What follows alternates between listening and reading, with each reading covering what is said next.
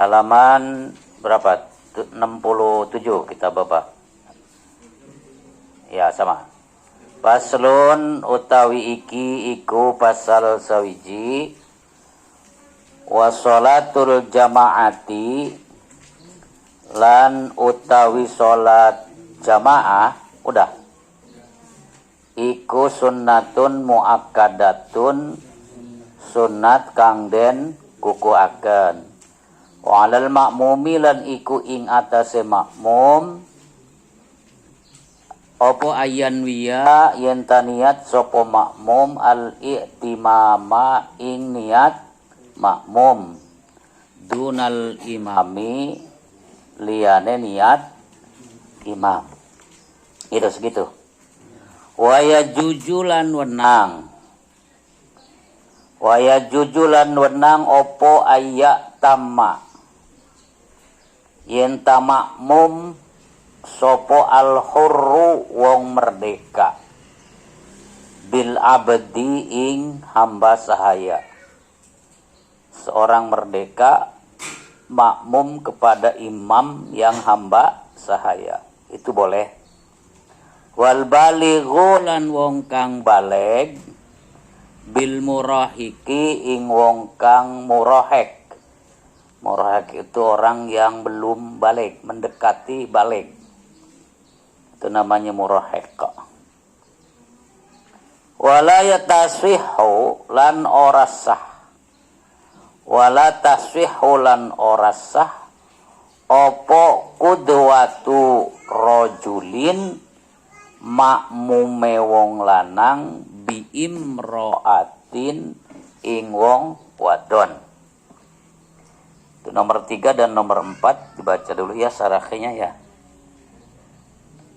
Waya juju dan boleh ayat tama untuk bermakmum al-hurru orang merdeka bil abdi dengan hamba sahaya wal baligh dan orang yang baligh bil murahik pada orang murahik. Walladzi qarabal bulugh wa dia murahik adalah qarabal bulughi orang yang sudah dekat dengan balik wal muradu dan adapun yang dimaksud bihi dengan murahek huna di sini as-sabiyul mumayyiju yakni anak yang sudah tamyiz yaitu anak yang sudah membedakan antara satu dan lainnya mana rokok mana korek nyaho bedana jang candakeun rokok nyokotna korek berarti can hideng nya atawa idiot 5 rawahul bukhari 5 karena perkara rawa wis ngriwayataken hu ing hadis sapa al bukhari imam bukhari ini dalilnya adalah hadis sahih bukhari nomor 4051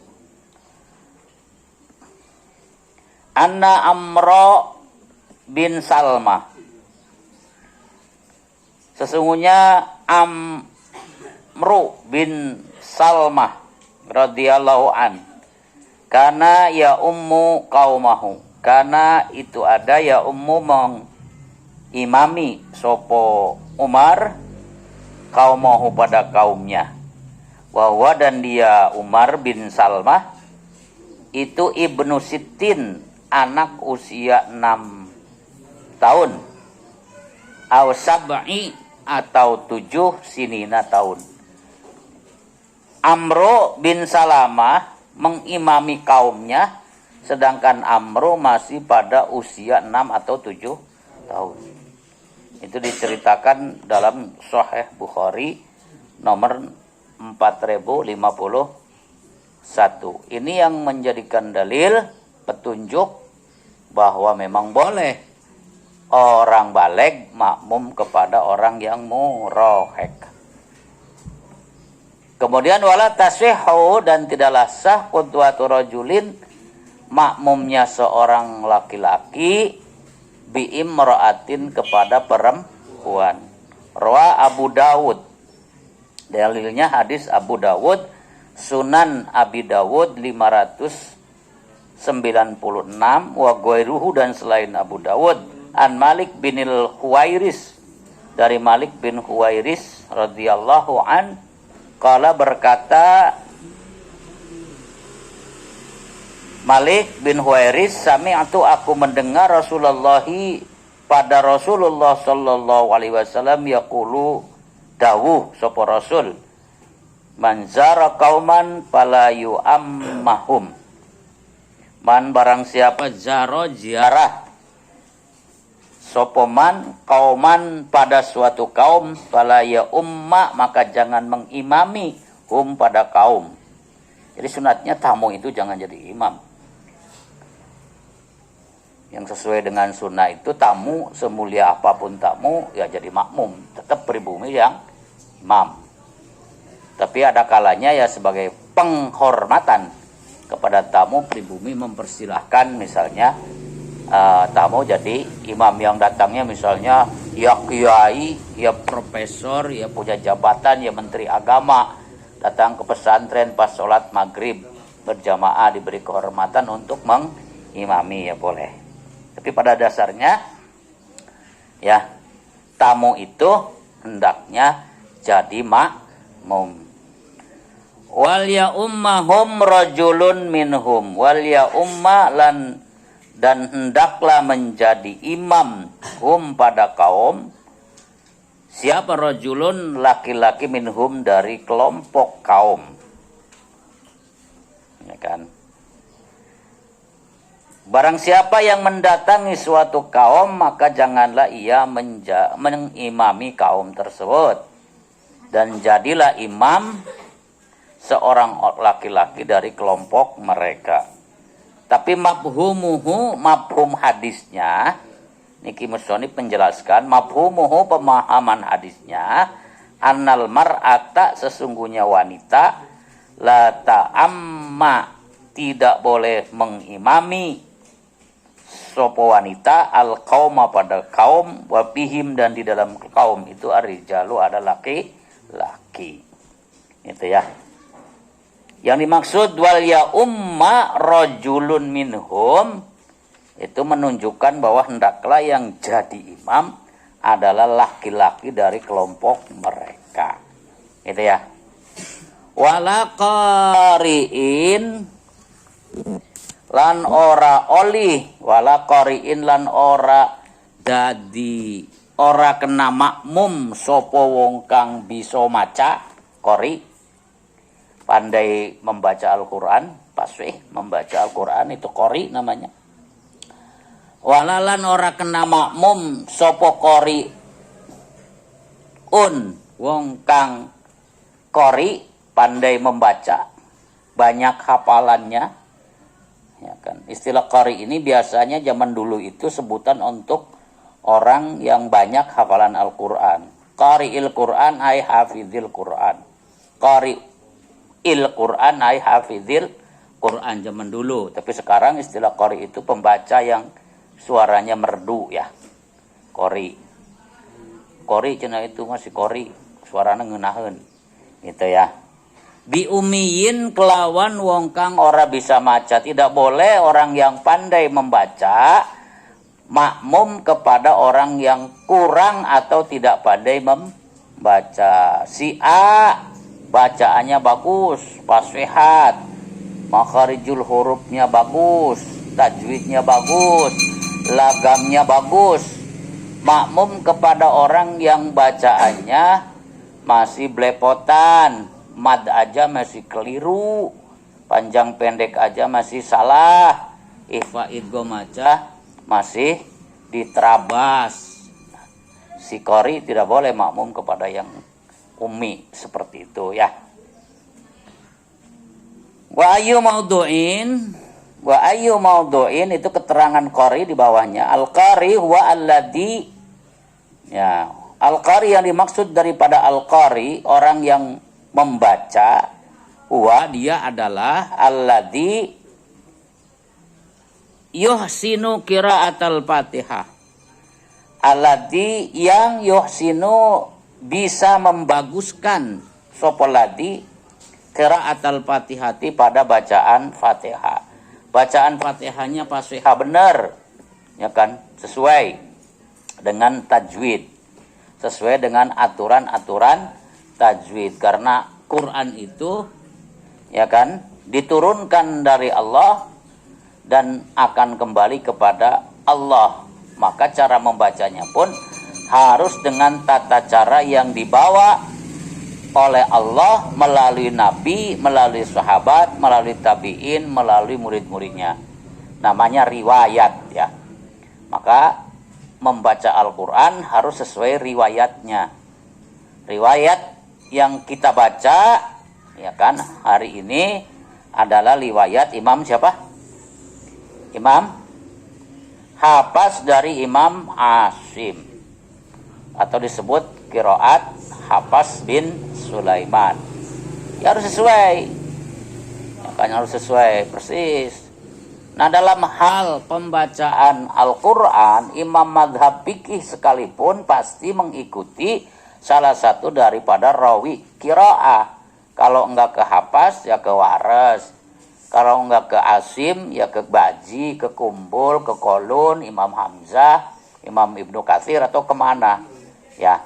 Sebab Syafi'i, Hanafi, Hambali, Maliki itu imam madhab fikih. Ya kan rawi Al-Quran mulai dari 7, 12. Ya itu semua.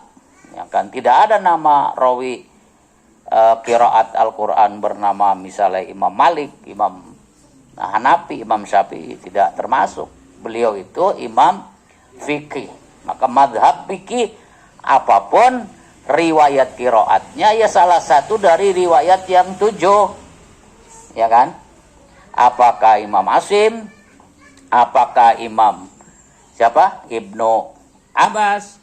Apakah dari Ibnu Katsir? Nanti riwayat yang berikutnya dari 7 menjadi 12.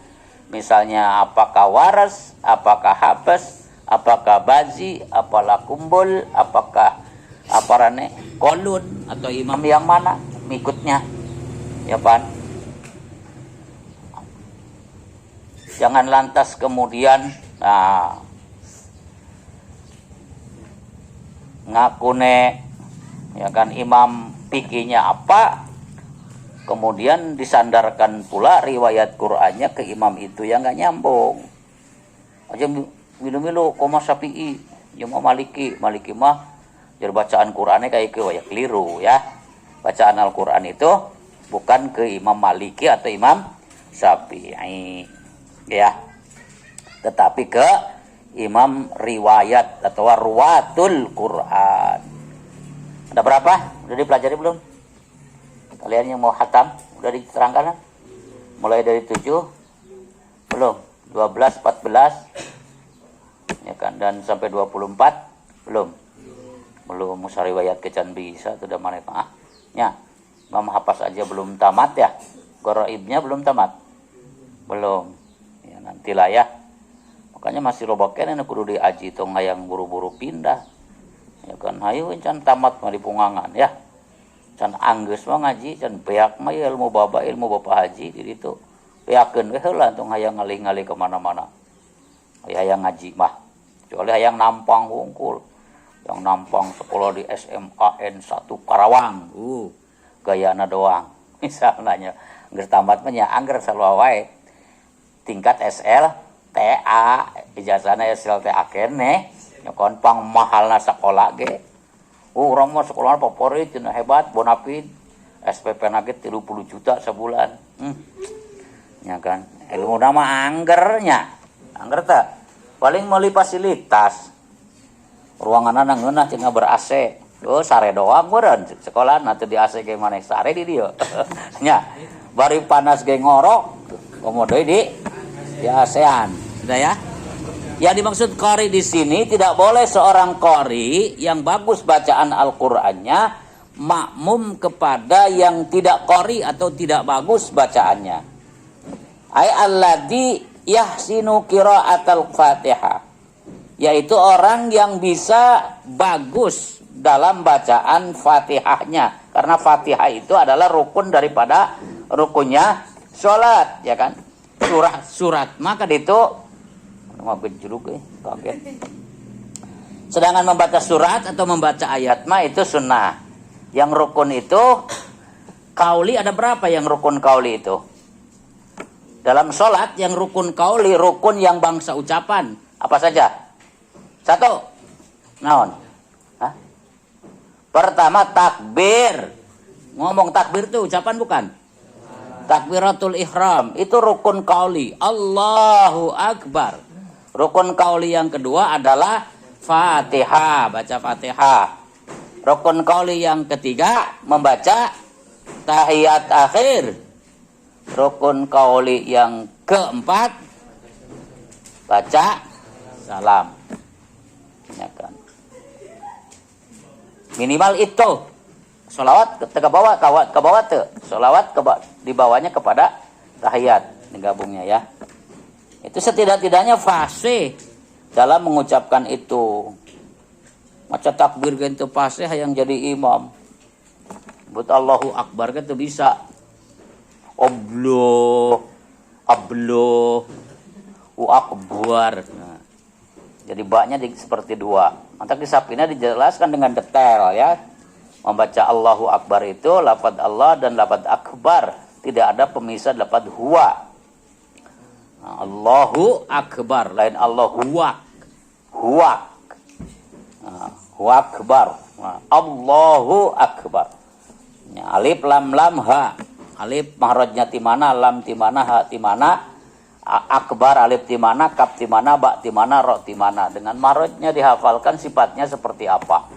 Gitu, ditalar. Terus bismillahirrahmanirrahim, ba lafaz bismillah, ba-nya mahrajnya dari mana, sifatnya apa, sinnya mahrajnya dari mana, sifatnya apa saja, mimnya begitu, lamnya, alif lamnya, Allahnya, hukumnya apa, lam tarkik, lam tafkhim, itu detail kudu apal. Terus bacaan ngeunah kadengena. Ngeunah teh bukan seperti semata-mata lagu atau suara yang indah, tetapi ngeunah itu berarti sesuai dengan tajwidnya. Ya, sesuai dengan tajwidnya.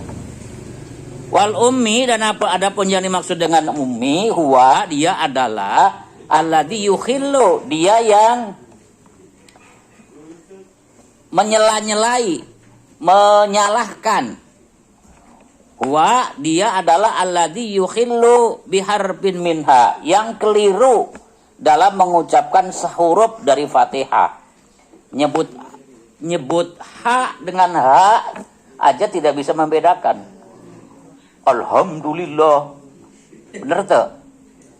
Alhamdulillah, bener tuh? Salah, karena haknya bukan ha besar, tapi yang benar alhamdulillah. Alhamdulillah, oh hak kabeh, ya kan? Membedakan hak dengan ha saja belum bisa, misalnya ya kan? Tapi ha makhrajnya dari tengah tenggorokan, sifatnya rokhawah. Itu harus hafal. Ha. Nah, kho sama. Ha sifatnya rokhawah. Nafasnya mengalir keluar. Ha. Ya kan? Ha gitu. Ah gitu.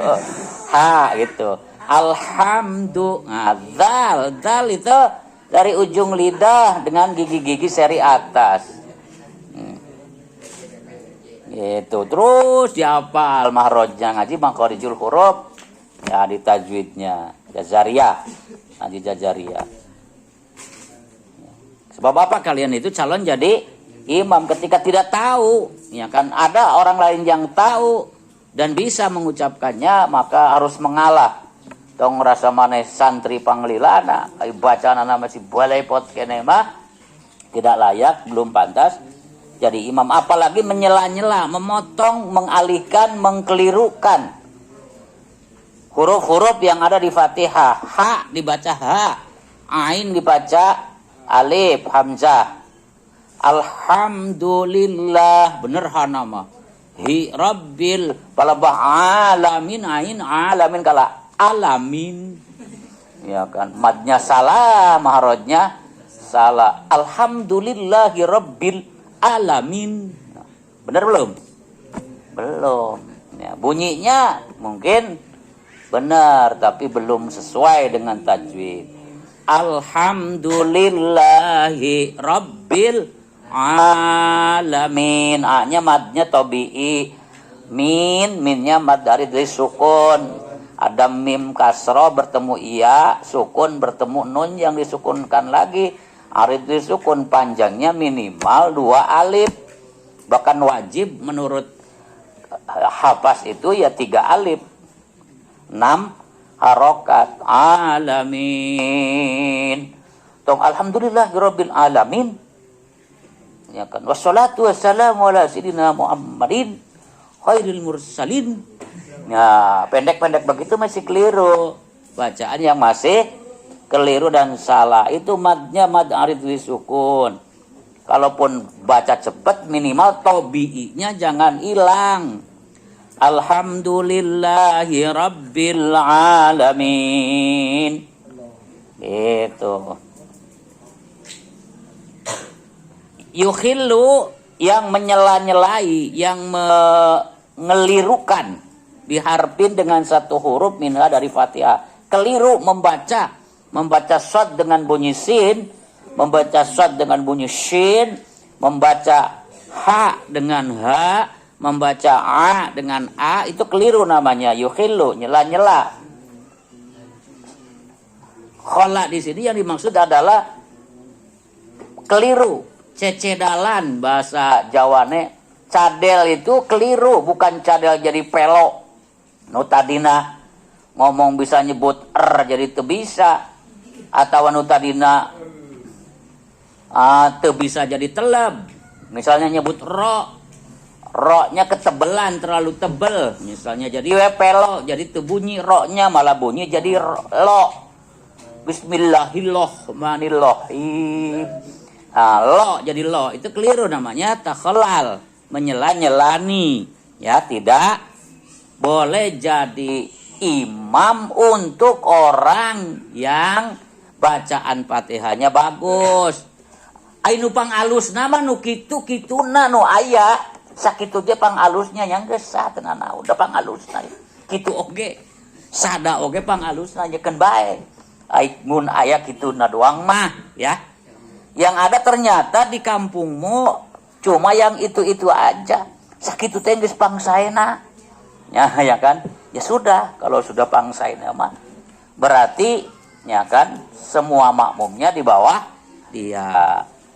Nah, kalau kalian datang misalnya geus hatam Quran, bacaannya bagus, kemudian mengingatkan, tugasnya mengingatkan.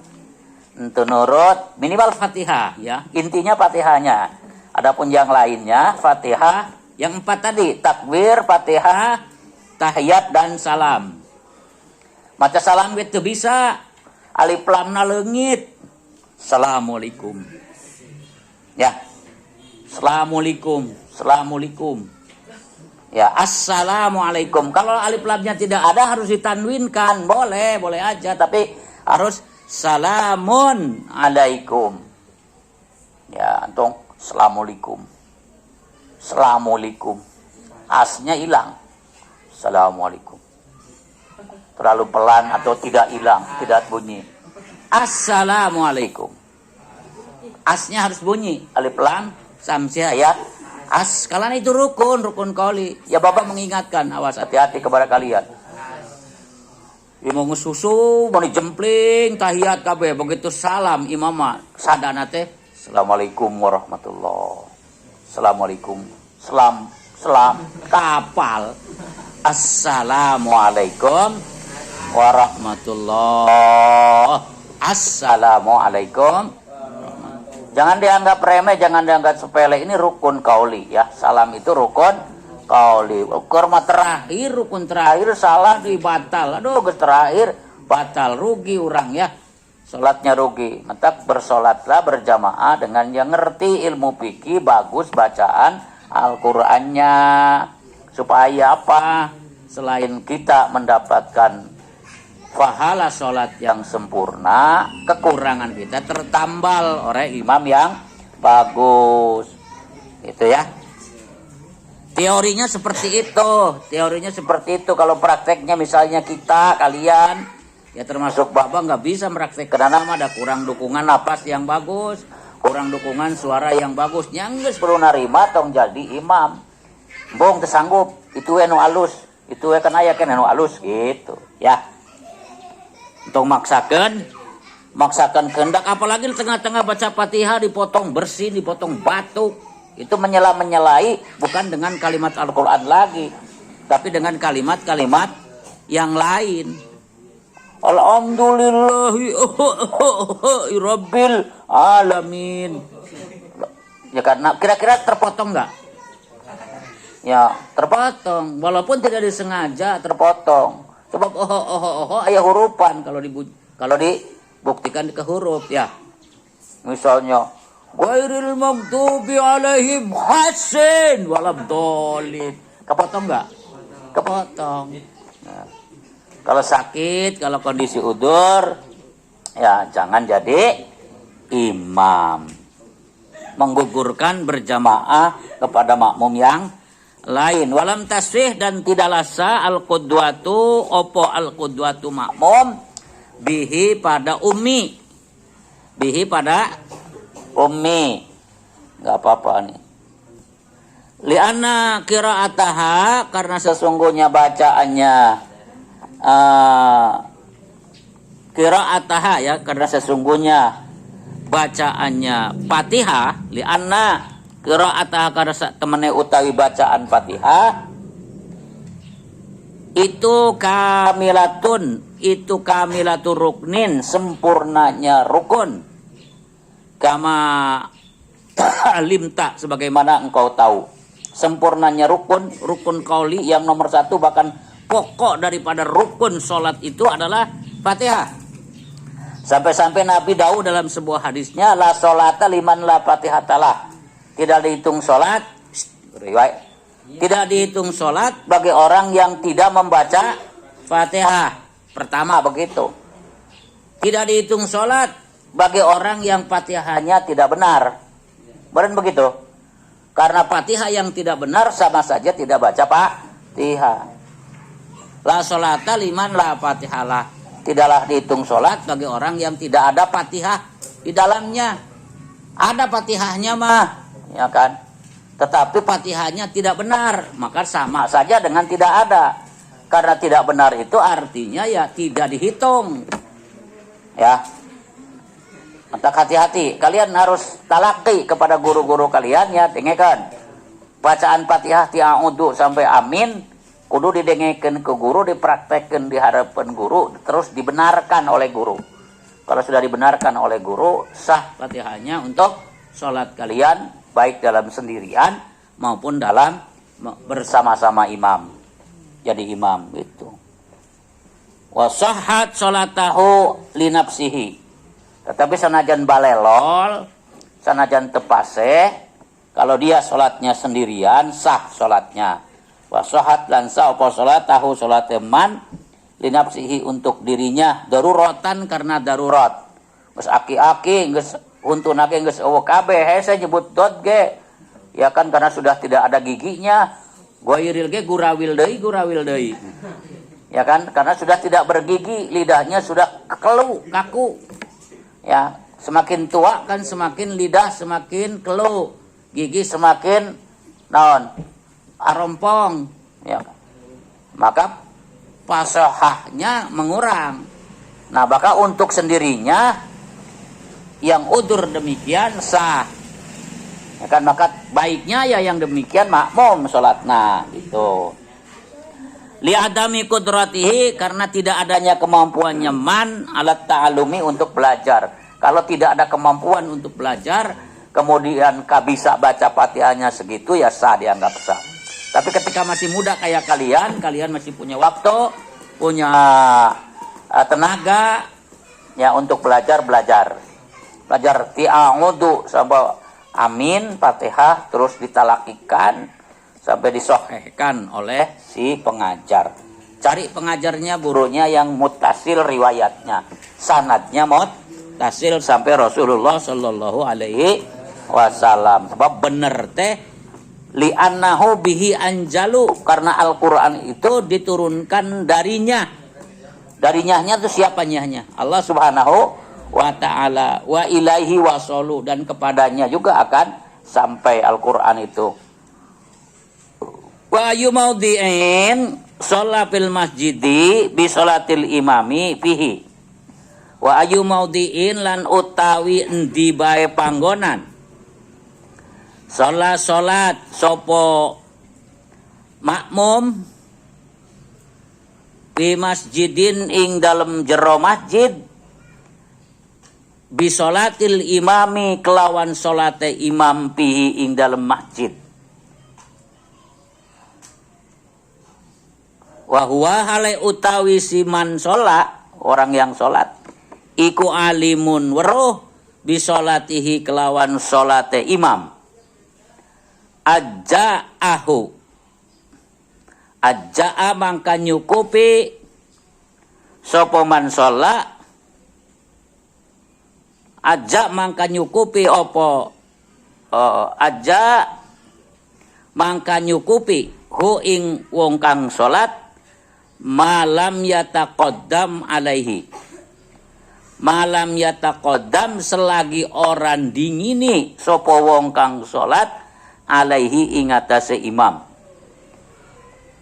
Di tempat manapun orang salat di masjid. Masjid itu kan banyak tempatnya ya.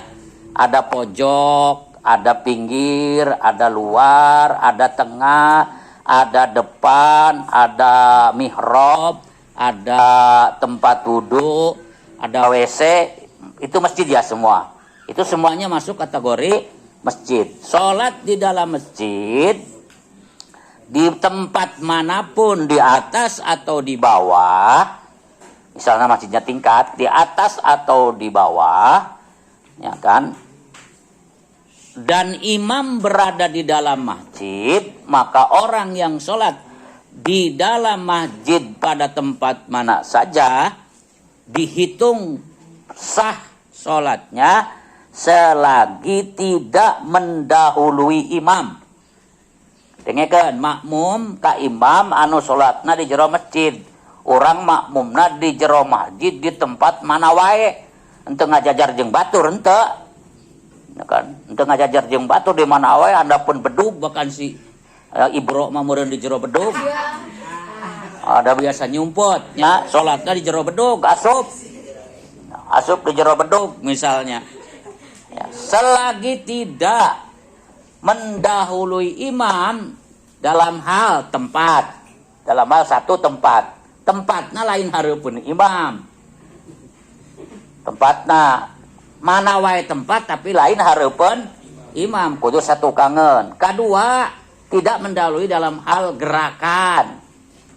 Imam can ruku geus ruku teu meunang ka. Imam can i'tidal geus milah heulaan, imam masih sujud keneh geus tengkat. Itu namanya mendahului itu.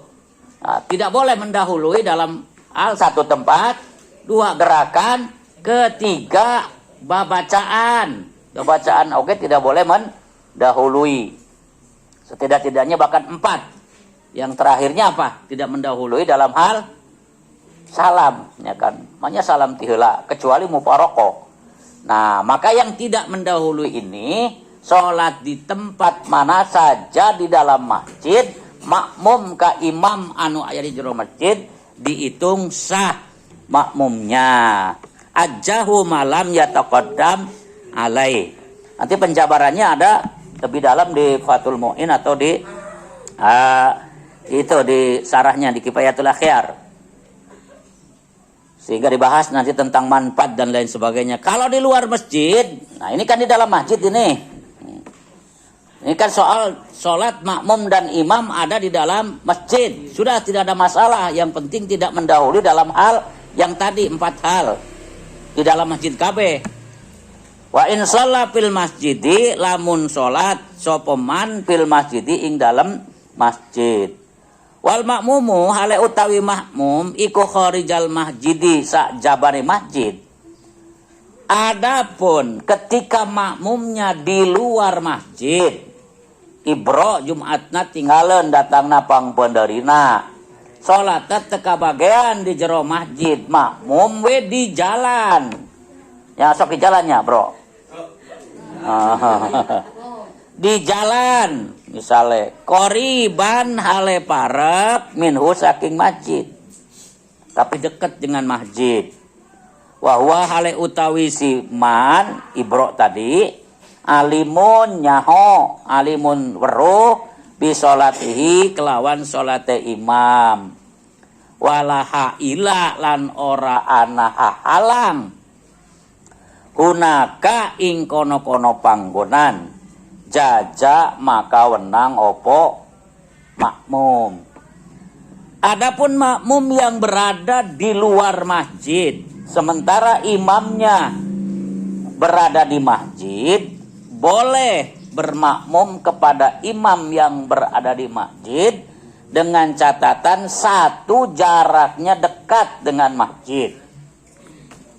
Jaraknya dekat dengan masjid. Dihitung jarak dekat itu maksimal 300 diro. 300 diro, satu dironya 50 cm kali 300, 150 meter. Jauhnya. Jauh di jalan mah deket kene. Yang kedua, tahu kepada imam. Tahu itu kan tidak harus dengan dilihat ya. Dari awal sudah dikasih tahu kan bahwa tahu itu bisa dengan dilihat, bisa dengan didengar, bisa dengan dirasa, bisa dengan diambil. Ya kan, tahu-tahu kene. Ya kan? Tahu, kita tahu ada bau karena dicium. Kita tahu ada pedas karena dirasa. Kita tahu adanya warna karena dilihat. Nah, tahu kepada imam atau makmum yang paling belakang. Makmum paling yang belakang kelihatan atau suarana kadenge, kan? Kemudian syarat yang tadi yang 4 tidak boleh mendahului yang 4-nya juga terpenuhi. Kadenge nama tapi di dinya ta di pondok naki adang salat naki hareupeun imam. Pang kadenge apaan? Speaker nage di dinya, di luar masjid terus di dinya. Di majelisnya di pondok naki adang paling dia paling payunan pengimaman kan ka kuping eta suara speaker ya. Kedengaran enggak? Nah, terpenuhi enggak syaratnya? Syarat makmum? Tidak, hanya terpenuhi satu syarat kedengaran, tahu ada imam, tapi mendahului imam tidak terpenuhi. Kudu jangan mendahului tempat di situ ya. Daya belah kulon, nonggengan imam. Banyak nonggengan imam, tidak sah. Ya itu ya. Kemudian ada tambahan syarat walaha ila, tidak ada yang menghalangi antara kita dengan imam, antara makmum dengan imam tidak ada penghalang. Daya penghalang apapun, sekalipun seutas benang anu dijadikan penghalang batas. Tidak boleh ada penghalang. Jadi kalau ada kita menuju ke imam lempang, tidak boleh terhalang oleh apapun. Kan? Namanya manfaat. Dalam kitab Fathul Mu'in disebut namanya manfaat. Ada manfaat, ada tembus ke imam. Itu ya syarat tambahan bagi orang yang sholatnya di luar masjid. Ini kalau Jumat kan kalian suka sholat di luar masjid ya? Iya. Sok jero masjid di luar masjid. Kunaon di luar? Di luar apa nu naon kosong wae babat panderi mangkat sok kepareupeun tukangan wae imam Pak panderi ge. Ya. Ngenahan itu luar. Oh, bisa ngenahan di luar. Oh, ngenahan tiis cenah. Tiis naon halang naon di latar di eta ya. Enggak apa-apa di luar juga, yang penting kayak tadi, satu jangan mendahului imam dalam hal tempat. Teu meunang hareupeun pengimaman. Dua, teu meunang mendahului dalam bacaan. Tidak boleh mendahului dalam gerakan, apalagi mendahului dalam salam. Terus tambahan terakhir bagi yang di luar masjid, tahu atas gerakan imam diwakili oleh gerakan makmum yang paling belakang. Tahu atau kedengaran suara, ya kan, bacaan. Ya tahu alim itu bisa dengan gerakan yang imam makmum yang paling belakang atau bacaan dari speaker imam. Kemudian yang kelima, tidak boleh ada penghalang. Tidak boleh ada penghalang. Maka ketika sholat di luar masjid, dia masjid, pantona di tengah, dia panto ya korek. Nah, ini panto itu alat manbat namanya. Lamun hareupeun di dieu sanajan imamna di dieu, dengeran lalaki-laki da masuk ke masjid mah. Imam di dia, panto di dia, pan masjid urang mah di dieu nya pantona. Nah, maka yang dihitung berjamaah kepada imam dan makmumnya yang di luar itu dari Panto ke sini. Yang dari Panto ke sini tidak dihitung berjamaah, batal berjamaahnya. Kenapa? Ada hail, ada penghalang. Kadenya kalian. Sok di mana salatna? Panto mana? Lakarir belah kidul. Kanan kiri. Ai belajar mah kiri atau di masjid mah. Dengekeun, ieu masjid. Ieu masjid. Udah di ieu masjid. Imam mah di tengah-tengah ieu. Ieu pantona di dieu. Nah, ketika sholat hareupeun panto ka dieu, belah kulon panto, ini tembok ini menjadi hail, menjadi penghalang. Ya. Ketika kita akan menembus ke imam, kudu mundur, kudu muter babalik. Maka kalau sholatnya di luar masjid dan berada di depan pintu ini, kalian berjamaahnya tidak sah. Alasannya apa? Ada penghalang. Tapi kalau dari pintu ke sini sampai dengan 150 meter ke belakang, sah. Ya kan 300 diro. Jadi di panto iya mulainya. Samping. Apalagi panto belakang, Pantona tong nutup. Ya, tidak ada penghalang, daya pagar, daya tali, daya naon-naon lah pokoknya mah. Yang dapat menghalangi kita untuk nembus menuju imam. Itu syarat hail. Jangan lupa awas lamun sholat belah dia, ya kan? Lihat masjidnya pantona di tengah-tengah, hareupeun panto ka dieu anu sholat dan masuk dalam kategori di luar masjid. Di luar masjid ya ketentuan anak. Kalau di dalam masjid dimanapun sah. Kalau di dalam masjid ini di luar masjid hareupeun manbat panto ini itu berjamaahnya tidak sah. Ketika sholat berjamaahnya tidak sah, otomatis Jumatnya juga tidak sah. Mana dalilnya? Walaha ilah hunaka. Eta doangnya, tidak ada penghalang. Tidak ada penghalang di situ, artinya ada manbat. Dan manbat tidak boleh berada di belakang makmum. Kudu diharap. Paham tuh? Paham sampai situ? Nah itu keterangannya banyak, panjang ya.